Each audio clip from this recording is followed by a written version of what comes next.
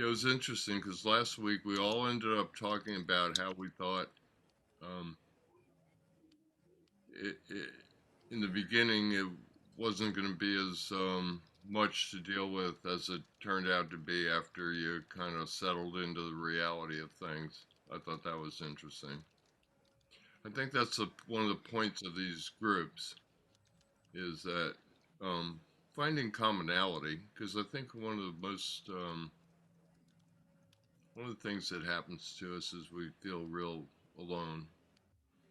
I know I was surprised this week. I got a couple of comments that would have surprised me. Somebody was looking for the second one, which I didn't post till yesterday, I guess.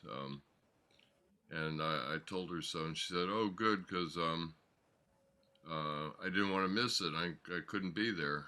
And then she went on to say something about how important it was to her to find out that I just offhandedly, I guess, some point in the conversation said something about how it always takes me 5 or 6 steps to get my gait going right. Well, she thought there was something wrong with her because she couldn't stand up and walk perfectly from the get go. So, how do you know? That's an interesting question for me and Lord and, uh, well, Dennis and Joe too, because you guys are kind of here to help as much as learn, I think. Um, how do we know it's important? Maybe we just keep talking. Yeah, Uh, that's the value of the Facebook sites, I think. I right. mean, because, I don't know about anybody else, but when I left the hospital, nobody gave me a manual and said, here's how it's going to work. You just kind of wing it and you think you're doing the right thing, but you don't know.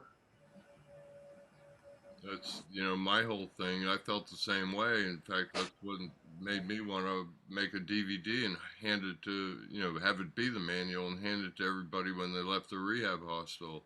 And then I found out I was one of the 33% that was lucky enough to go to a rehab hospital.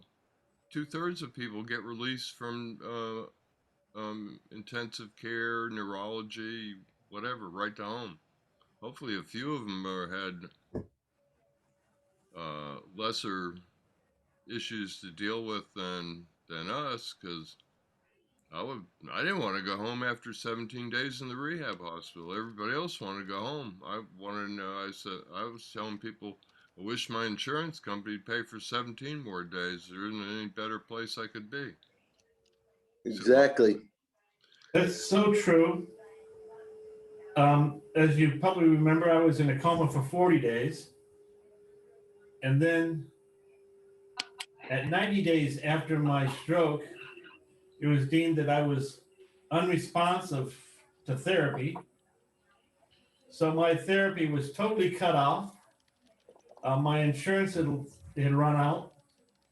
My first 8 days, 10 days was $760 million. I $760,000.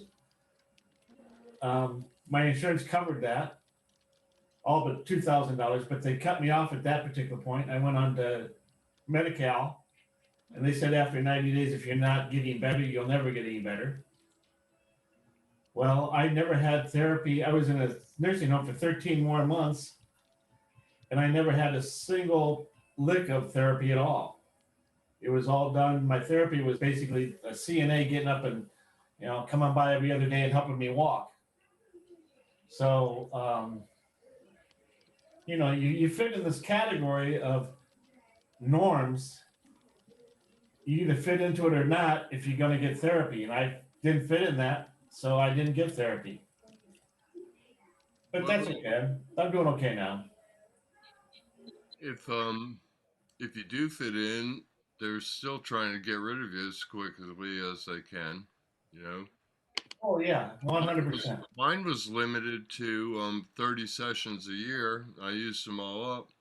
Somebody gave me a tip that I'm going to pass on here that was fabulous, which was Blue Cross, and I've since investigated this. Not every Blue Cross, because they're all by state, but a lot of Blue Crosses if you go to occupational therapy the same day as you go to physical therapy, they count the 2 visits as one. So I went to 60 sessions instead of 30 just based on knowing that one simple little fact. So, And then my biggest struggle was this whole plateauing thing. You know, once you plateau, the insurance company says if you're not demonstrating significant improvement, we're going to cut you off. right. This You is know, I had that happen 3 times to me. right. This is a big issue for Thank every. you, everybody. I'm back. Go ahead. Okay. This is a big issue for everybody because, plateauing is the way that insurance companies shed us. Um, and sometimes it's done in consort with the physical therapist. Sometimes the physical therapist resists it. They have some power over it. So you can, like, there are a number of things you can do. Okay, Dennis, you described getting back in twice. So the first thing is a lot of people let it defeat them. A lot of people, Oh, I see posts where people say, "Oh, I graduated today. I'm so proud of myself." Well, you should be proud of yourself for doing well, but they use graduated as that's like don't let the screen door hit you on the way out. Um, so the first thing you can do is try and get back in. If they graduate you, you can ask what you have to achieve to get back in. And this sounds crazy because they're graduating you because you've either made progress or they think you can't make progress. But the therapist generally can give you a goal. I've experienced this with a couple of stroke survivors that I work with. In fact, 2 of them I got back in, and one of them refused to do the work, and I couldn't get her back in. But in 3 cases I know of, they told us what we needed to do to come back to get back in therapy. And of course, it depends on whether the insurance is reset. Often they do the first of the year, so you can play that game. One other game I've heard people do is I have a friend, Marcus, and his doctor used to write really short, very distinct therapy goals for the therapist. And he would achieve them, and therefore he wasn't plateauing. And he would write another one. And apparently, he had them all written out because he'd done this. This was his strategy for beating the system. And so he kept Marcus in therapy for 3 or 4 years. So I thought that was interesting. The point is, don't give up, I guess, I actually chose not to go back because I wasn't thrilled with my rural outpatient physical therapy, and I was doing pretty well, and I'd taken my own advice and integrated my all the stuff that I was doing in physical therapy into a home program, and I was doing a whole lot more of it than I ever could in physical therapy and a whole lot of other things because I tended not to drop things. I tended to just add things for a long time. So, Okay. the other Joe is back. For people who just tuned in, so you had a TIA and then you had 2 strokes in last July.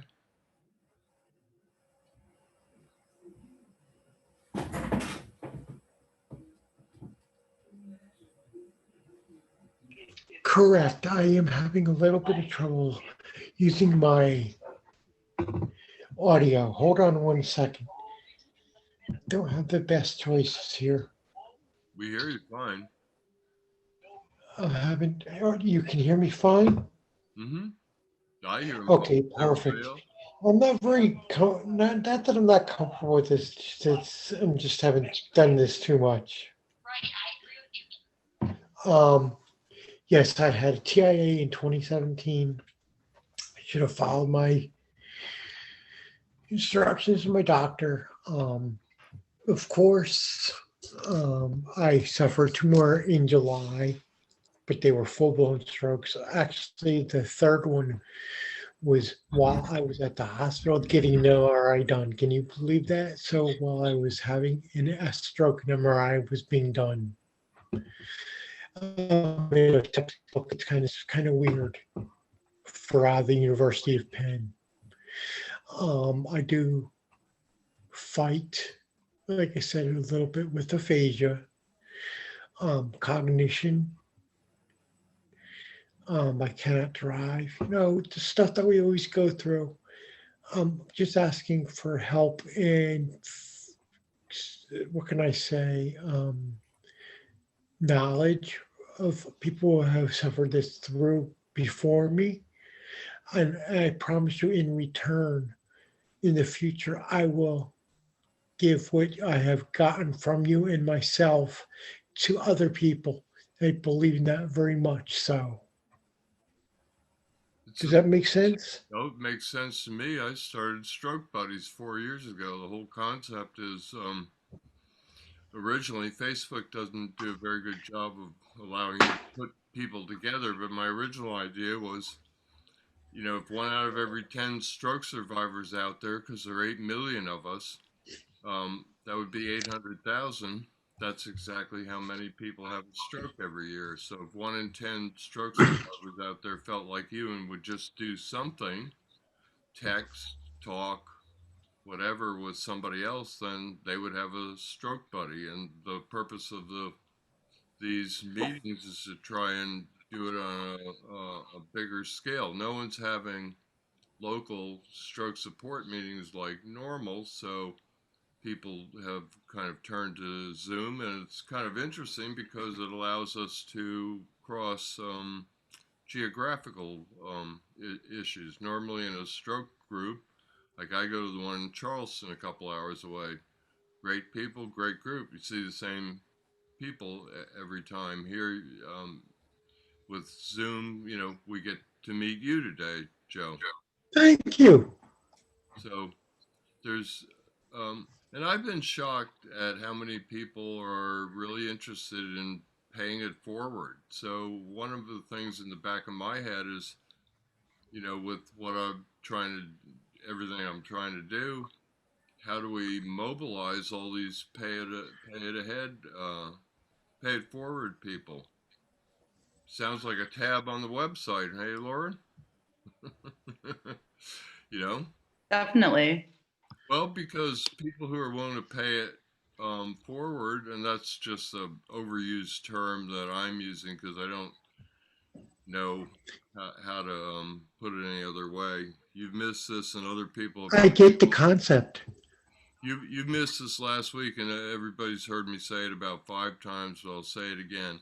My whole purpose after I got better and I realized that I wanted to help folks was that lack of information that we had. Dennis, while you were gone, was just talking about how when he left the hospital, he had nothing. Had to figure it out for himself. Wanted a manual, didn't get a manual. So I thought about that, and the thing that I say to sum it up is, I wish I had somebody to talk to back then, somebody who had all the answers. And I don't pretend to have all the answers, but what I'm trying to do is be the person that I wish I could have talked to after I had my stroke. So, can I share something? I don't know anybody here. I want to share something very personal. Sure. In what you're talking about, I understand, and I actually believe in it very much. I'm also, believe it or not, a recovering drug alcoholic and addict. And I've gone through the 12 steps of Alcoholics Anonymous. If anybody's familiar with that or has ever heard of it, it also has the concept of one alcoholic helping another. It's a therapeutic value, which makes Alcoholics Anonymous, I believe, to be so phenomenal. I try to bring that feeling with me. I hope that makes sense if that's what you were thinking about, helping another stroke victim. Well, Dennis brought up the Serenity Prayer last week. I think it was you, Dennis, wasn't it? God grant me strength to accept the things I cannot change, courage to change things I can, and the wisdom to know the difference. Yep. Yep. So, um, I know where you got that from, Dennis. he's being quiet right now, but for all we know, he had to take a break. I've been surprised at how many people, to be honest, how many people's strokes were caused by either bad or indifferent behavior. Mine, I would have to classify as indifferent. It wasn't, particularly bad, but I've met a lot of folks who were ignoring their doctor's advice completely, not taking their meds, alcoholics, drug addicts, diabetics, not maintaining their blood sugar, lots of things. It's kind of puzzling because it seems like we would try to take better care of ourselves, but for some reason We don't. we don't until we're forced to. Yeah. So unfortunately, it'd be better to get a slap than than a stroke. But then again, I don't know if a slap would wake us up. When I thought about making this manual that Dennis was talking about on video, I thought, well, I wanted to have a bunch of exercises on there that I would do along with it. And I thought, well, nobody'd watch it if they have a bad attitude. And then I said, well, maybe I should be making a video on stroke prevention. And I thought, I wouldn't have watched it. There is enough of that on there. We just don't listen to it, period. Right. And so I thought about making this video on stroke prevention. I thought, you had to chain me to a chair to get me to watch it prior to my stroke, because I thought I knew it all, and it's what you learn after you know it all that counts. Stroke prevention should start at 30. And at 30, you're invincible. Right. You're set. Invincible, yeah. I don't have to worry about that. I'm strong. So, I have a good friend who's a doctor, and, he's always concerned about his physical health and what he's eating and, all that, so it comes natural for him. But most of us, it doesn't, hey, have the extra piece of bread, drink the soda, so that's really what it is What about started at 30. What about our own thoughts about, I think all the time about a song by Rush called Roll the Bones, where there's a part in that song about how we are invincible for a limited time. And that's at 30 years old. There was a good concept. I like that. It helps me understand. And we don't, I believe, but it's about indifference. Once and I found that myself once I actually came out of my TIA and I became strong again. It's like, how much worse could it be? I'm thinking. I mean, it was horrible. But the second and third stroke made it even worse. And I can tell you right now, I will never, ever, ever not watch my blood sugars. I will never pick up another cigarette. That's a killer. I don't know. It's just like once we get out of it, we forget where it came from, and a slap, like you said, is not enough. I think I had to go through what I did to learn what I have to do right. Eat correctly. Do not put things in my body I should not. And then you always have that argument yourself, and you rationalize. Look at people like Jim Fixx, the healthiest man we thought alive for a long time. That man died of a heart attack, and he was a world-renowned runner. Look at Lance Armstrong, had cancer. One of the, you don't know what happens. Everybody can stroke. 800,000 of us a year. Hello, and it's different ages. There is no guarantee. We keep saying, so why don't we just enjoy what we can? That's just not the way to do it. It could be even worse.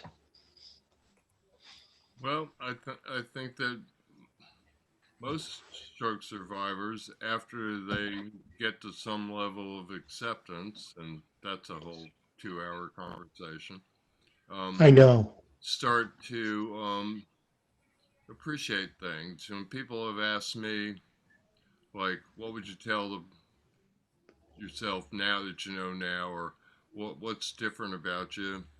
I think a couple of things are, I think we tend to slow down a little bit. I think we tend to be a little bit more compassionate, or maybe we see all the other people that are struggling like us because we're now struggling in a different light, or we tune into them.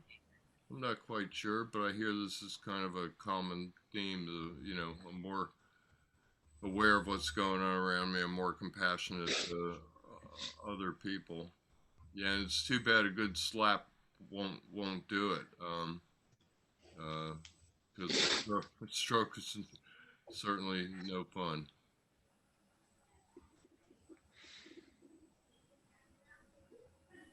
What do we do? Go ahead. What do we do? What do? We try and wake up every day. Not just us. I mean, what do we do to help others first? Like you were talking about, the slap. Get better yourself, because you can't help anybody unless you're strong yourself. You got it. Um, I suppose it's the old Stephen Covey sharpening the saw thing. If you're not in a position to help folks. I am about 13 years out, and I did not uh, start helping people until about 2 years out, 2 or 3. I moved here, and I got involved with some stroke groups, and I started leading one, and it led to me doing physical therapy with somebody in their home, which led me to thinking that was a pretty cool concept, and looking for other people to help, blah, blah, blah, blah, blah, and here we are. So I wasn't able to help somebody when I was still trying to figure out, how to walk right myself. And I think mentally you need to be from a strong base. And I'm not saying that, anybody who's a newbie to this can't help or be beneficial to other people. It just, what you can do is limited to how well you've recovered. I guess I think of this differently, because I actually ended up going to people's houses and doing physical therapy with them, and I had to have a certain amount of strength and balance before I felt comfortable doing that, because you want to help people, not drop them on the floor.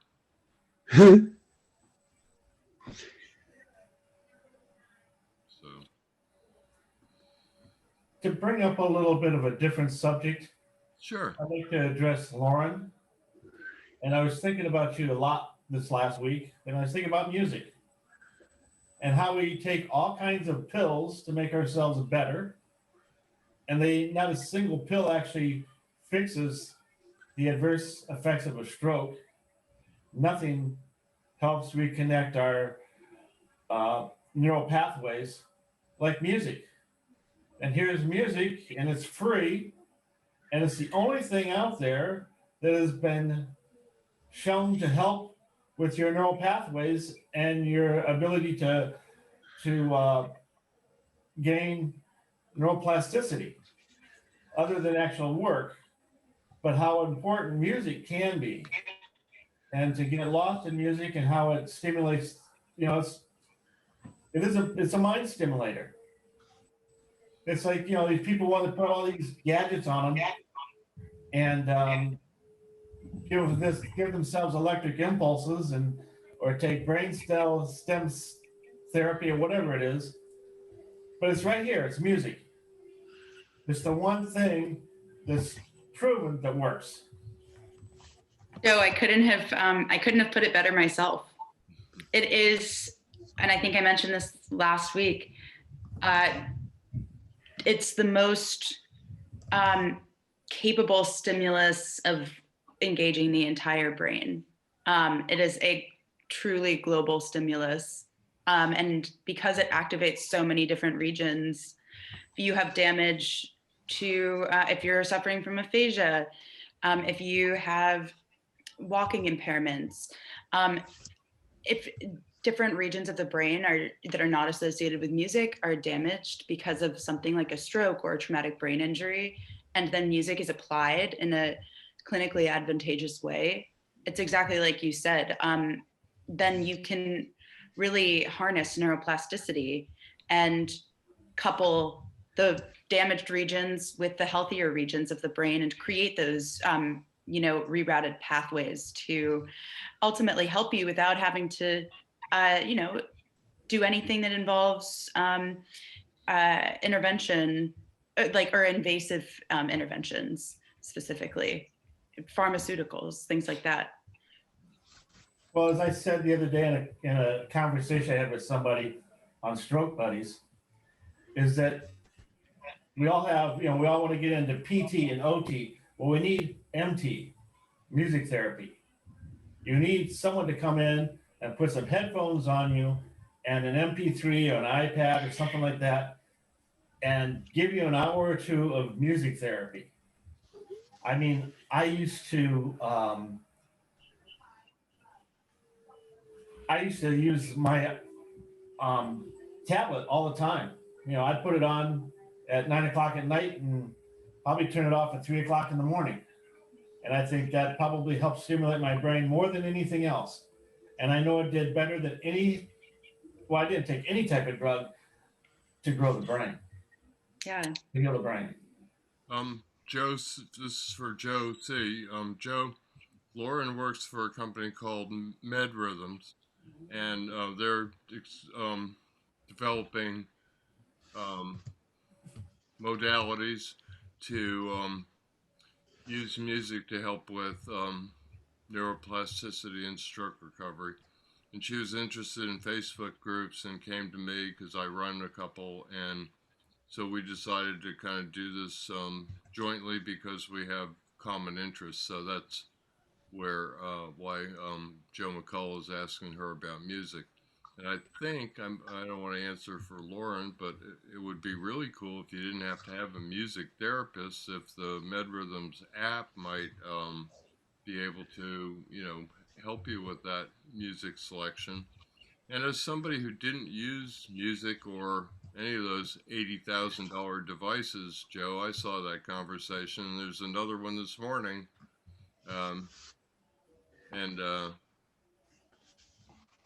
That I would really like to see, and maybe MedRhythms is already doing this. Okay, so it's been kind of proven that the other thing that works is intense repetition of specific muscles to work things back, and then to work on different muscles, put those together all into walking or lifting your arm or whatever. So what would happen if we had music that facilitated, I don't know if it's possible or not, something was better for arm movement versus walking, this muscle versus that muscle. That's down the road from what I'm suggesting. I'm thinking, what happens if you do them both together? What could have happened with me I did like 10 hours a day for 15 months, 7 days a week. So what would have happened if I had strapped on some music at the same time? Could I have done even better? So that would be something interesting to study, and then to find out if there's different music that would facilitate different types of recovery or specific muscles, or what's better for aphasia versus gait? And maybe I should let Lauren talk because It's amazing. all on all under development. Yeah, Ralph, those are really good points that you bring up, and it's interesting because the world of neurologic music therapy, uh, you know, for the last couple decades, they've been employing these different music-based, non-invasive interventions that are designed to target a number of different kinds of deficits. Like we've been talking a lot about walking because the device that we're building right now is starting with a focus on gait recovery. But neurologic music therapists, to your point, they do a lot of work with upper extremity movement recovery after stroke or after a traumatic brain injury. They do a lot of work with cognition and memory recovery after aphasia, so speech and language. There's about 20 different codified interventions in neurologic music therapy. So the one that we're digitizing is really just one of those. But I think to your point, there's tremendous potential to expand to some of those other, not just deficits, but also different disease states. Neurologic music therapists don't just work with stroke survivors. They work with people who suffer from similar impairments, but they are traumatic brain injury survivors, or they have Parkinson's disease or multiple sclerosis. At the end of the day, that all comes back to the brain. And because of the power of neuroplasticity, there's the potential to help with so many different deficits and different populations that are not just limited to stroke. So I think that right now we're kind of seeing this initial work in building this digital therapeutic for walking recovery and for stroke survivors is really just like kind of the initial, like the first step towards a really long journey where we can help a lot of different people in different populations. So what I guess I'm suggesting is that we quantify all this and study it and start building a library that in the beginning has 20 different sections for these 20 different things that we are addressing, and has room for 20 more because we're going to probably discover 20 more things.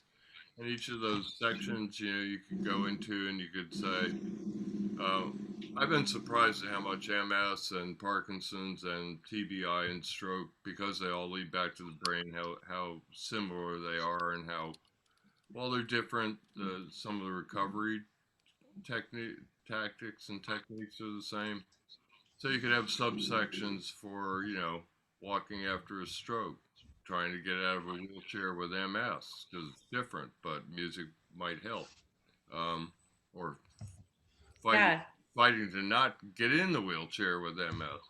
If you saw the video that we posted, and I shared it, and I also went through all of the posts of these stroke buddy meetings and included my contact info and some information that's on a website link to our website, our scientific approach page. I put that into all of the Facebook posts related to these meetings. But if you saw the video of the stroke survivor named George that's on our website, where he was using rhythmic auditory stimulation, which is one of those standardized music therapy interventions, he is just one person who had had the experience of seeing his gait improved from music as a stimulus.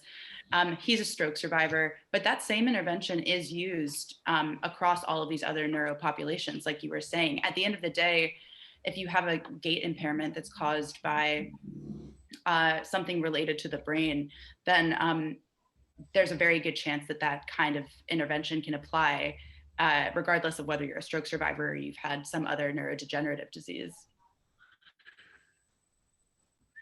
Is there certain genres or certain types of music that's better for certain afflictions than others, or is it just music in general? Really, really good question, Joe. And I feel like we might have started to get into this on the first call, but basically, the answer is kind of twofold. One, there is research that you have improved, even like you see even more improvement when you do music therapy to music that you enjoy, because you're getting a lot of other physiological benefits from listening to music that you enjoy. Even if you're just listening to that music passively, your brain is changing. But when you pair it with like walking interventions or other music therapy interventions, there is the potential that you see an enhanced outcome with music that you're actually liking. And music that you would choose to listen to, just in the car, for example. And then the second component of that is, genre aside, there is music that is clinically advantageous, and it comes down to the rhythm. And I don't know if any of you are musicians out there, but have you heard of time signatures? No. What? Yes. Yeah, so a time signature is basically, you can kind of think about it as like the framework for a beat. So a waltz is a different time signature than like your standard pop song. Like you have the waltz is a 1, 2, 3, 1, 2, 3, 1, 2. Yeah. Whereas like most standard pop music and rock music, it's more like, and that actually is like much more similar to the healthy gait tempo, if you will, or if you looked at like our steps as like beats, a healthy walking pattern would be one that fits into the 4/4 time signature framework, which is more aligned with, a lot of popular music. It's something that a lot of people don't even think about because most of the music you hear on the radio falls in that time signature, luckily. But that is kind of like the requirement for when you're determining what music is clinically advantageous. You need to make sure that it fits with a pattern, like a rhythmic pattern that is going to be kind of mimicking that healthy walking gait and cadence. So, Joe McCullough, that means that Miles Davis and Dave Brubeck are out. Yeah, it's interesting. Like there's joke. I think like some of the more I mean some really musically interesting artists that are using different kinds of time signatures and might be switching time signatures within a song, so the rhythm's changing throughout a single song. That might be music that you really enjoy listening to, which is great. However, it might not be, it's likely not the music that we would want to pair with a music therapy session, or that we're building into this device that we're working on to replicate music therapy interventions. We just want to make sure that if we're kind of guiding people toward clinical outcomes that are going to be advantageous for them, we want to make sure we're doing that in the best way possible. Lauren, If would I you listen please to I'm email me? doing jazz while walking, I probably run into a lot of telephone poles. Exactly. Joe, I think you were saying, Joe C., I think you were saying something. I didn't catch it. Yes, I was wondering if you could email me some information about what you're talking about, if you have any studies or any information about it. Absolutely. I mentioned on the last call, we do have a lot of opportunities. We're still in the early stages of developing these products, but so nothing's on the market yet, but there are a lot of opportunities to get involved with MedRhythms, either through like beta testing or giving us Maybe even clinical studies, you never know. And clinical studies, yep. Depending on the geography you're in, we have a multi-site randomized controlled trial that's in a number of cities across the country right now. So well, we have Zoom now. because of the pandemic, what's one positive that we can actually communicate geographically? Yeah. Joe, if you want to, if you click the chat button at the bottom of I the already screen. sent you one. Oh, for some reason, I don't think I got it. If you David. click, Hey, David. Hey, how are you doing? Can you hear me? Yeah. yes. Okay. Didn't want to ignore you. Didn't want to interrupt Lauren either, but Well, I was just listening. I've had a stroke for, I think, 15 months. I've learned so much, so that's why I'm coming to this site. Thank you. no problem. That's what we're here. Thanks for joining, David. And I just dropped my email in the chat. So if you, Joe, if you want to send me an email, or I don't see your email in the chat, but if you want to drop that in the chat, I can email you directly too. It's also, Do me a favor, tell me if, let's see here, you can see it. Lauren, I'm sitting it now. If not, I'll send it to everybody. I don't think there's any problem that you could all have my email or even my telephone. Yeah, I don't know why I'm still not seeing it. I'm sorry. I'm going to start. It's my fault more than likely. I'm going to click on everyone. Yeah, Joe, you sent me your email. I did. Mhm. Would you share it with Lauren? Sure. Because I'm going to send my email and my contact number for a cell phone to everyone. That way we can all, you can see it all.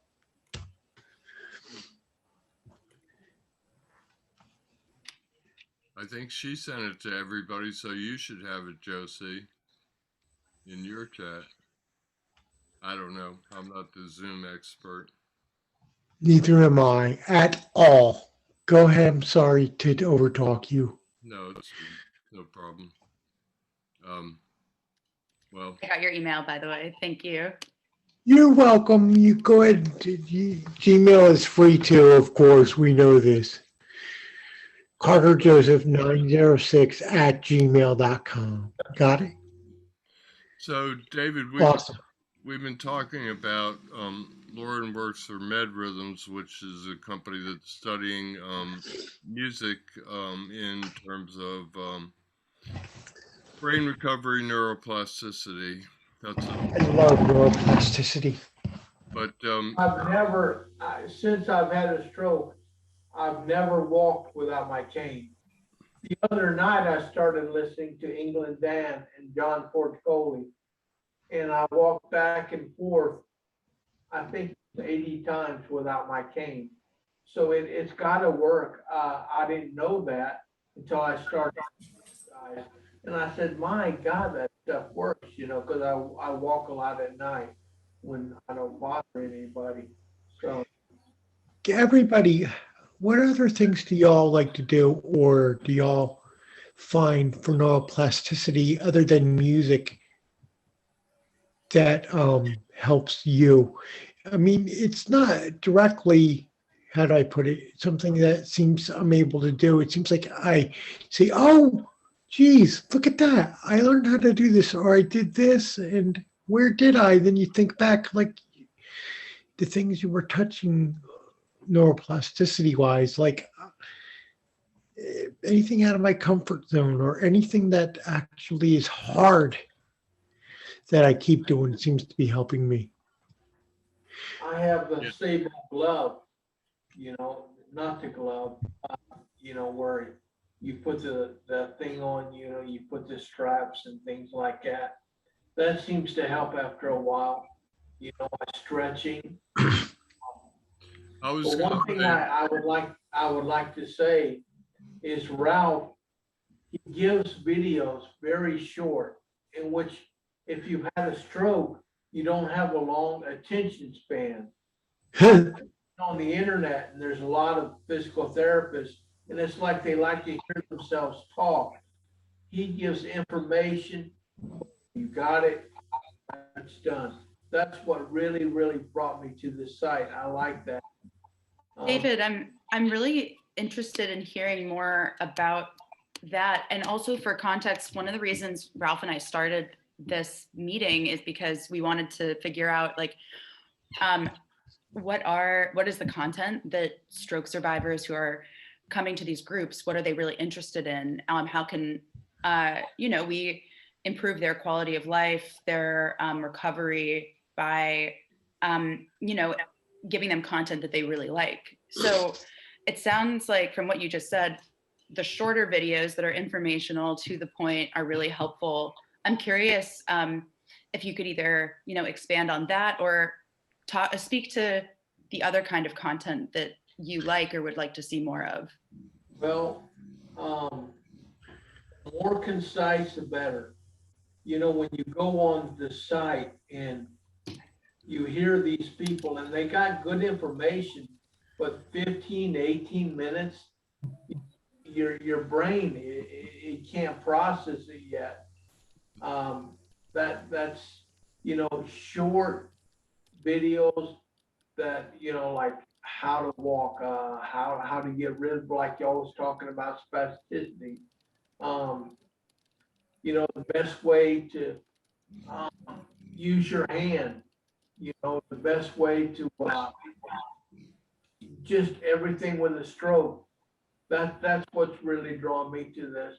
I've learned more in the last 2 weeks than I ever did. One problem, I have good insurance, so they'll send physical therapists and occupational therapists out here, but I don't learn nothing from them.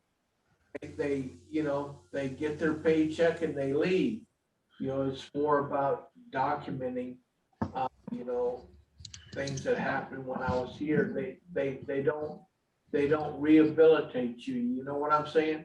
Also, Ralph, I can't stress this enough. I don't know why a physical therapist would tell you that you can't get better after a year or after a month. You gotta give people hope. They have to have hope. You know what I'm saying? Look, once you rob them of hope, they quit trying. And I really think that's a mistake as far as strokes go, because people are different. I look at Ralph and it motivates me. I see how he's getting better. Don't you think, honey? Yes. I think it's very wrong for them to put limitations on people. Yeah. They don't know them people. Also, like support groups for the wives, like my wife had to quit her job. You know what I'm saying? So, that would be good, like, I have more opportunities than a lot of people because I'm 100% disabled vet. So I get that and I get my Social Security. A lot of people don't have that. So I don't know how they make it. They have a hard time. I'm David, if I rambling can on. interject one thing? Yeah.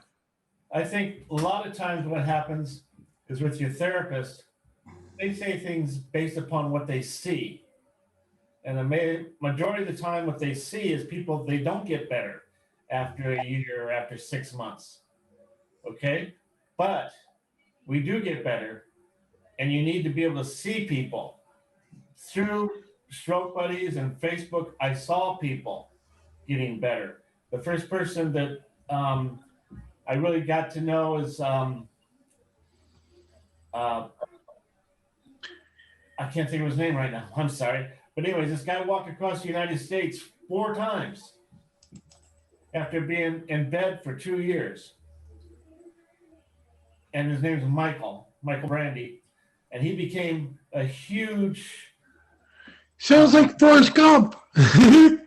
So Michael Brandy became a huge motivator for me. And he was one of the few people. Then I got involved more and more with Facebook. I met Ralph. I've met... so it's just what they see. They don't see a lot of people. So that's why you need to see people. And that's why groups like this are so important for you. No, when the therapist comes in, he'll make you do the exercise, or she, but they won't tell you why they're doing the exercises. And that's one thing that is very frustrating. Well, if Thank everybody, you. And, I would like, if possible, uh, this is gonna be great. When I went to the hospital and I was pretty messed up, I didn't even go on the internet. Facebook locked me out. So I had to start another Facebook. I tried it with my name and it didn't do it, maybe because I had a stroke. So I go by the name Will Insinger, W-I-L Insinger, Insinger, but my name is David Infinger. So at any rate, that's the way it is. But the other guy, if you would, please befriend me. See, I like to hear stuff like that. That is very helpful to me. Give me hope. That's what I want more than anything. And I think stroke survivors, they need to have hope, you know? It motivates them. If you tell somebody they're not gonna get any better, why are they gonna walk?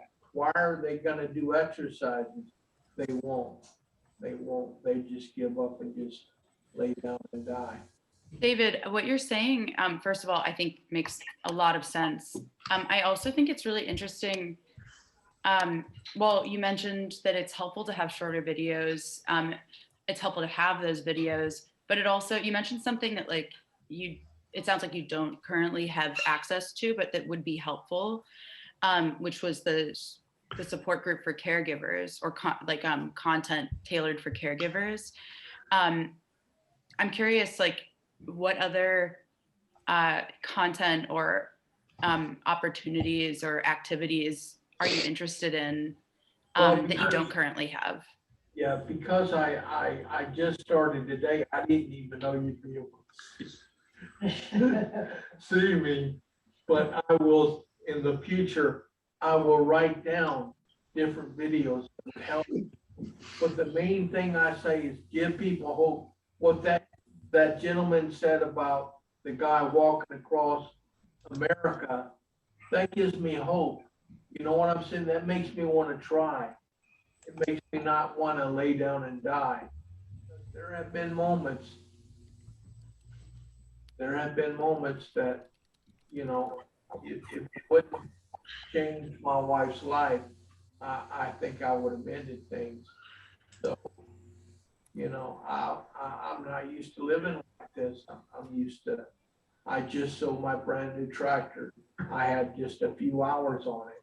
I had a stroke. It sat out in my yard for what, a year and a half? Yeah. You know, so my life has been changed. It used to, you know, I used to come and go and like there was no tomorrow. Well, I found out that's not the case. I also would tell people about how to help you when you have a stroke. Nobody told me. I went to the hospital the night after I had the stroke. The doctor didn't help me. He sent me home and said, well, you'll see your doctor, you know, from the emergency room. You'll see your doctor on Monday. Well, by Monday, it was too late. They sent me nothing. That's a long story.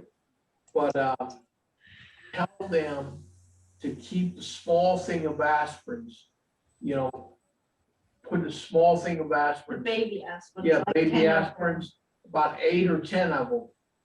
And, you know, when you have a stroke, you don't know what to do, but the caregiver, tell the caregiver to tell them to put them in their mouth and chew them up and to swallow them. That can really help somebody not be in the shape that I'm in. You know, just simple things, but, you know, they could have really helped me if they would have just known what to do, I reckon. I don't know. David, here again, your story is so common of so many people. You know, I had a great doctor, a great neurosurgeon, but I didn't see him for another 3 years after my stroke.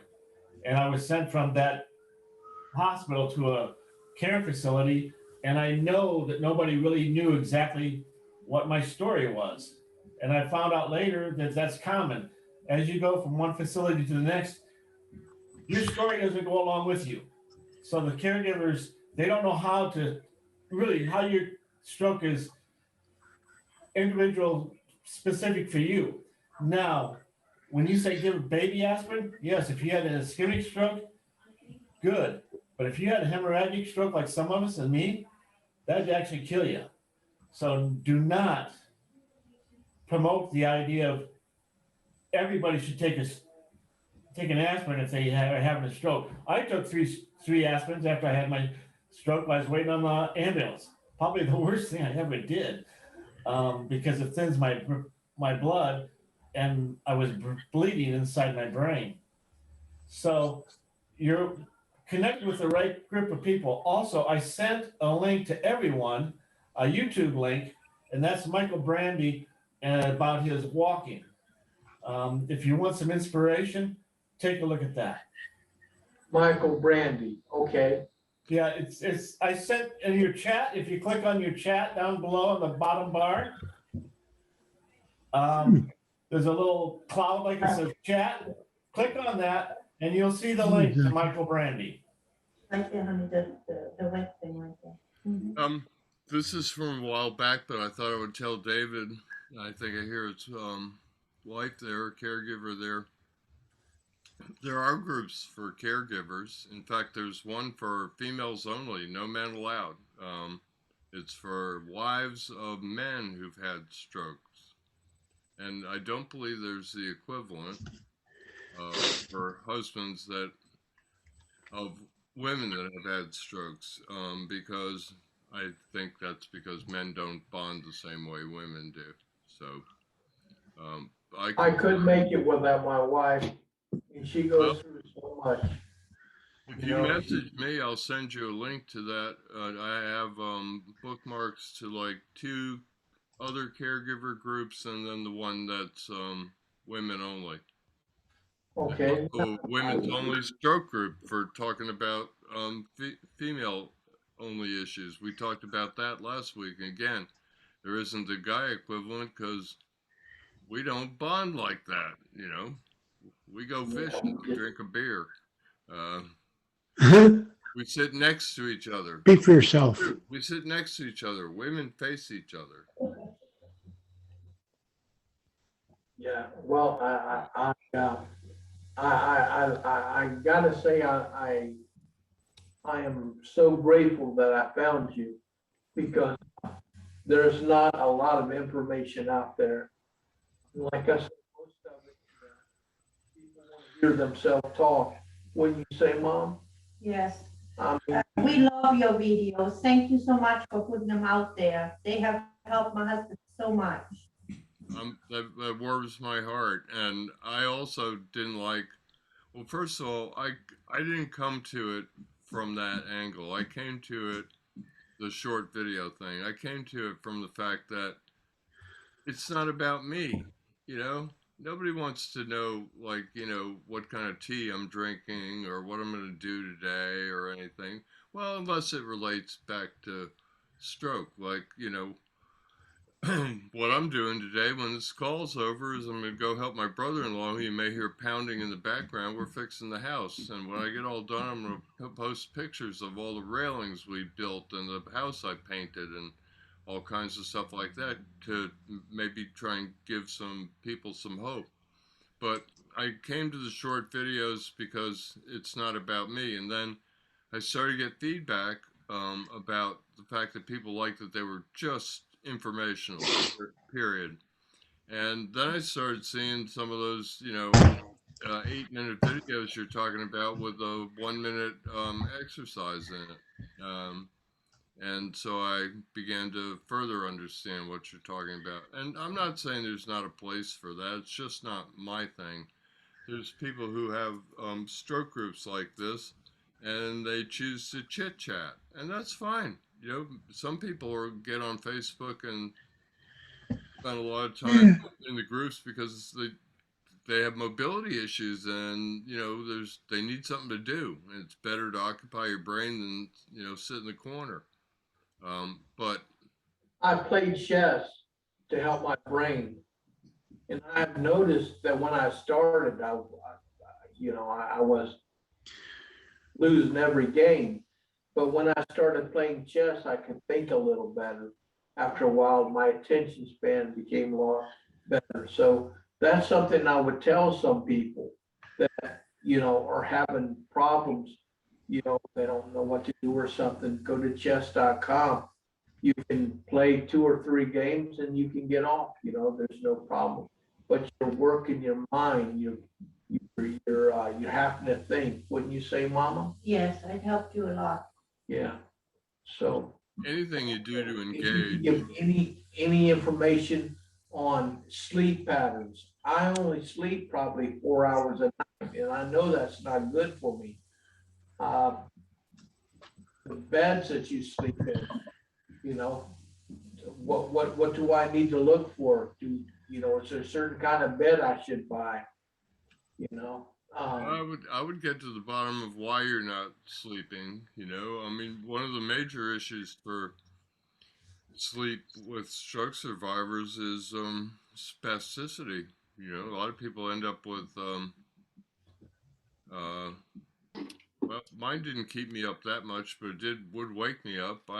For a while I had a lot of leg and arm spasticity in the middle of the night. I'd wake up and my whole leg would be like all tight and Charlie horse and stuff, and I'd have to like stretch it out and get rid of it before I could get back to sleep. I'm lucky I sleep pretty easily. I go to sleep easily. I can go to sleep with some mild discomfort, but there's not everybody out there that can do that. So sleep's a big issue. Gosh, we could probably do an hour on it or more.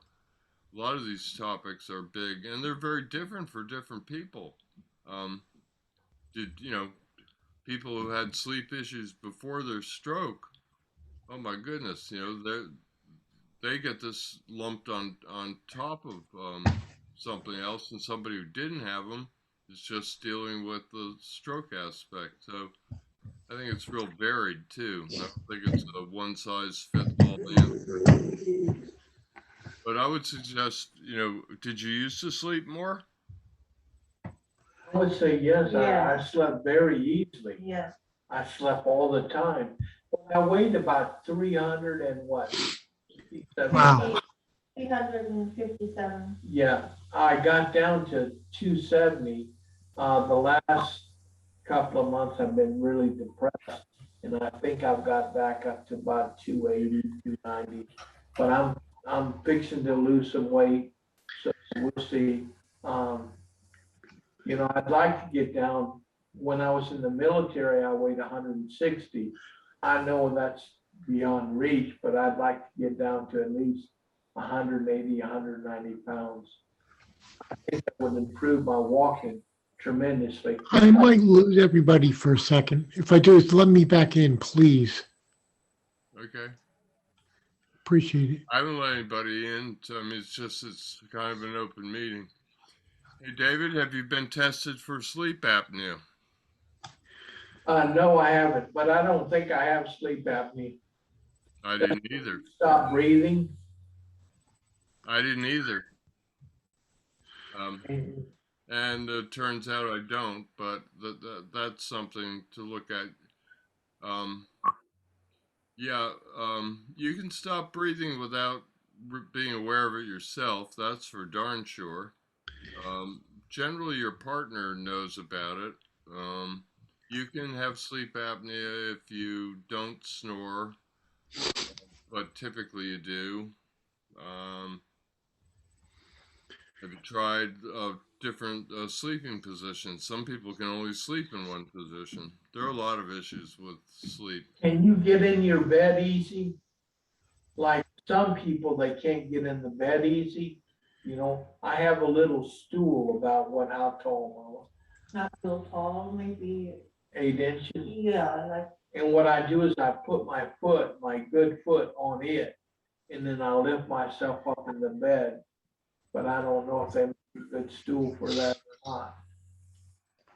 That's what I'm saying. I would really like to take the metal part of my bed off and just put the box spring and the mattress right on the floor. My wife wouldn't like that. no. you know, but. You have a hospital bed or something? You said talking about the Oh, metal. well, No, we just got a normal bed. yeah, just normal bed. Well, one thing you do, Recommend, if you stand on that stool, then you can stand. You know, I learned this when I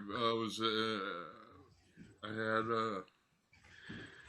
a little old lady pull out in front of me. I T-boned her on my triathlon bike, and I had to sleep and get in and out of bed with a broken shoulder for months, 4 months, 3 months. And you can go, if you get your hip on, you can just kind of roll. It's kind of, I'm getting ready to shoot a video on how to get up off the floor. I'm going to tie my left arm and leg together so I can't use them.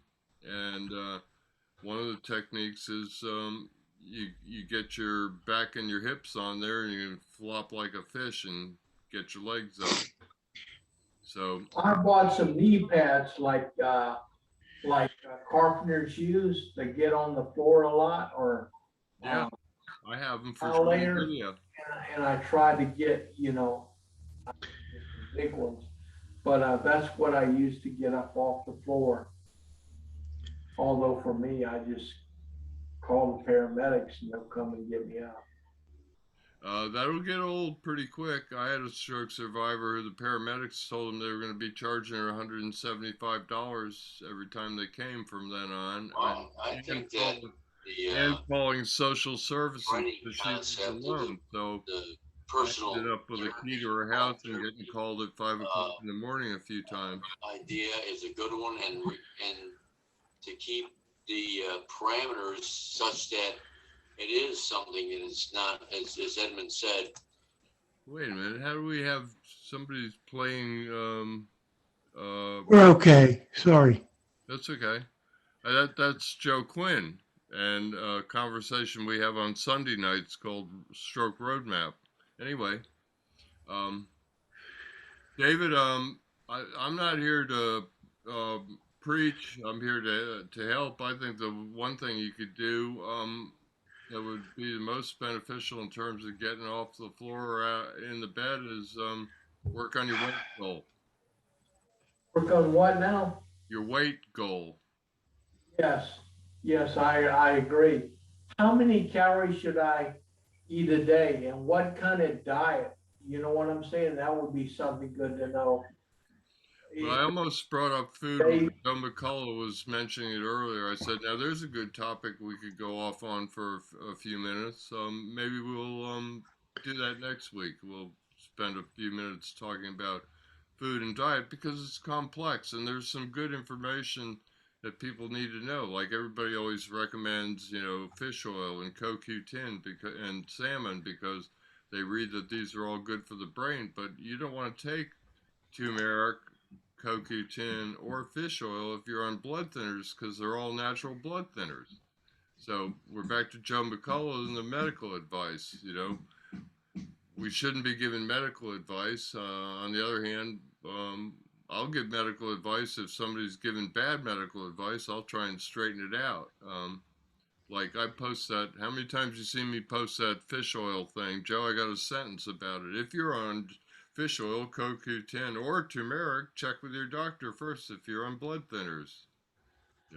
So we're trying to pass good information. Are y'all on blood thinners? I am, not due to my stroke. I had a hemorrhagic stroke, but I turned up with AFib a few years ago, and one of the things, I don't think I'm at risk for it because I've had an operation. I was off of blood thinners for 50 days this fall, no issues.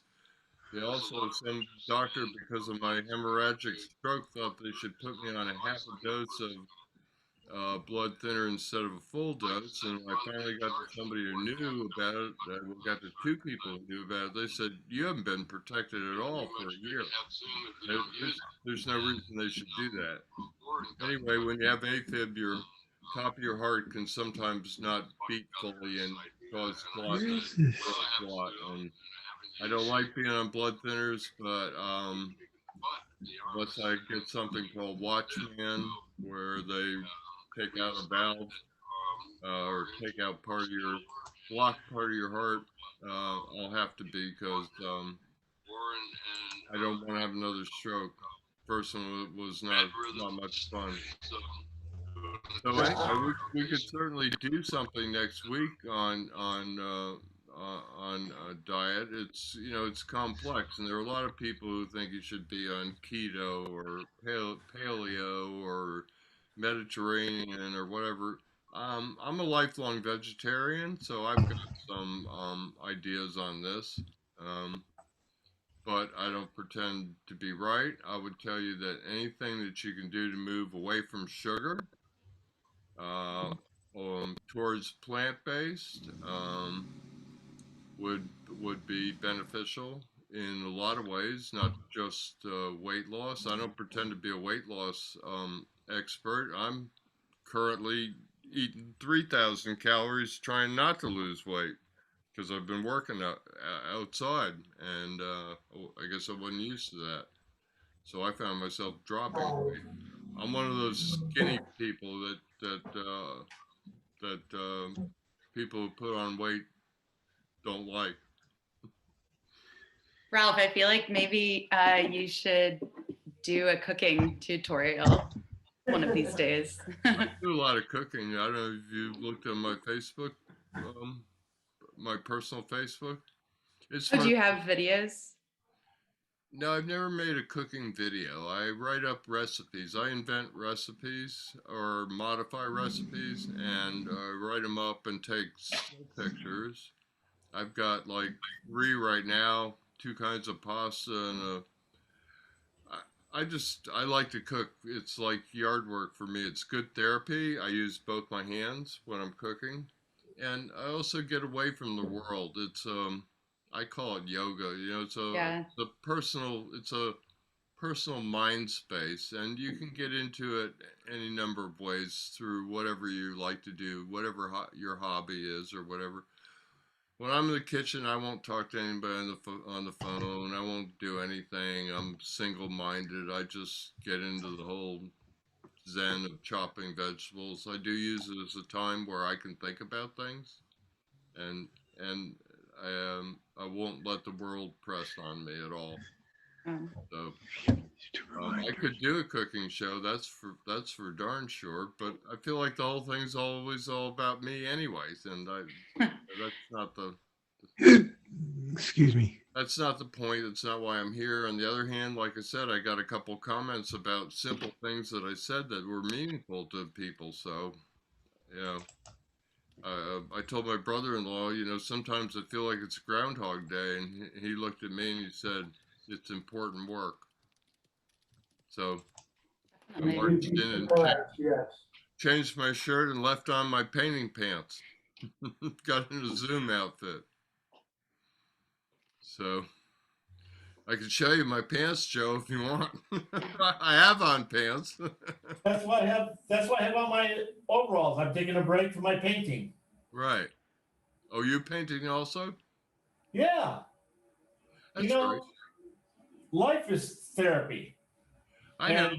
And you doing your projects with your brother or brother-in-law, me doing my projects. I gave up on my long walks and I'm working on my house. And so this is my therapy. I'm redoing a guest bedroom. As a matter of fact, I don't know if you see this room, but I actually did this room. This is my therapy. I just finished this room. I painted it. I made all the trim. This is just a plain panel door that I made into make it look like a 3-panel door, but this is my therapy. Well, I tell people at 15 months, I just kind of shut it down. I did like 10 hours a day, 7 days a week for 15 months, and I just got sick of it at some point. I had gotten a lot better at that point, so I could afford to be sick of it. And I hate to say this to people who are 15 months out and not where I was, but I say I got tired of pulling on rubber bands, so I tried to integrate therapy into my life in all ways by using my hand, by doing things, by trying, just mowing the lawn, anything and everything. And there's no better therapy to prepare you for life than life itself. Making my bed is therapy because I have, my issues is vertigo. Uh-huh. So when I look down, trying to make my bed, I feel like I'm on a circus ride. So, Stay off of ladders would be my advice. oh no, I'm on them all the time. So is it bad to I get go your slow wife and over to easy, do things? but I get it done. Be careful. I am. I don't reach. I make sure that I just reach right here. I don't reach to the sides. But If I get up high enough, my brain won't let me take one of my hands off. I can't put both hands up. well, yeah, I don't get that high. But one of my big therapy projects, and you'll see it soon, is I planted 50-foot by 50-foot stroke survivors prayer garden. And the tulips are coming up, and I'm real excited to show that off. But gardening's a therapy. Joe, will you send us a picture when you're done with that? Yeah, I'm not on my phone, but I have pictures of, right now I have tulips are coming up about that tall. I have over 150 tulips in it. So Amazing. That's a beautiful thought and a beautiful thing to do for yourself and everyone else. I've had a lot of people donate flowers to this. So hopefully I'll have a cross done by next month. But next month, on the 1st of next month, that's basically when I woke up and I saw life again. So that's why I'm planting this garden, to show that, life is what you make it. So why don't you make it beautiful? I have my 13th anniversary coming up this Sunday, Easter Sunday, and I'll be doing some things. I always do things that I like to do to celebrate being alive, the fact that I can do. Exactly. I like to work in my garden. I like to take pictures. I like to eat well. Those are some common themes on Stroke Anniversary Day. So, At 1 year after my stroke, I was able to walk 5 yards out of the nursing home.